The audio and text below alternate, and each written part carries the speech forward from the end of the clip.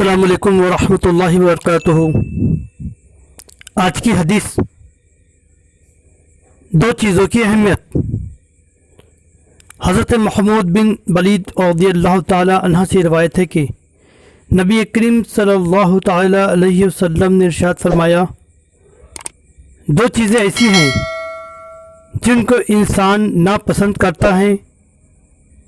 चुनांचे इंसान एक तो मौत को नापसंद करता है, हालांकि मोमिन के लिए मौत फितने से बेहतर है।